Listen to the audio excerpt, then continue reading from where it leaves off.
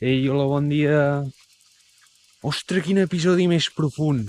M'agrada que tingui contrastos l'anime. Sí, perquè és un... El d'ahir estava així més mogut, era una mica fastigós, va haver-hi acció. Aquest, el d'avui, ha sigut com molt més reflexiu, espiritual fins i tot. I m'ha agradat, m'ha agradat. Sí, perquè parla d'en Kenny i de com va conèixer l'Uri, que era el germà d'en Rod Reis, i es parla una mica sobre la vida, de que tothom és esclau a alguna cosa que el fa tirar endavant, de la violència i de la pau, de veure el món en diferents punts de vista. No, i jo penso això, que al final la pau, o sigui, ser pacífic, només té mèrit, només es respecta si tens capacitat de fer mal.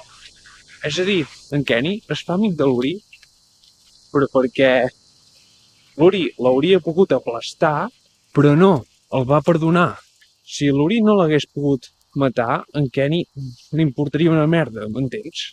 I al final surt que en Kenny podria haver-se convertit en tità i haver sobreviscut, però és com que està en un punt que no li cal, no ho necessita, accepta, està content, no necessita més.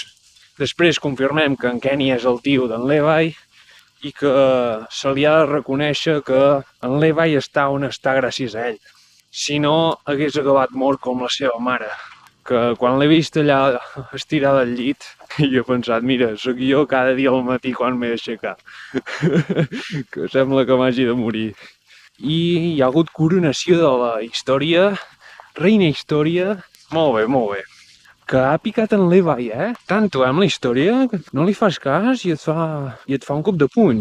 I l'episodi s'ha acabat, que surt en Reiner i en Bertolt, així, en males condicions, vale? En Reiner destrossat com a tità per l'orangutitan. Que no sé per què han lluitat, poca broma. Hem d'anar al tanto, amb aquest de l'orangutitan.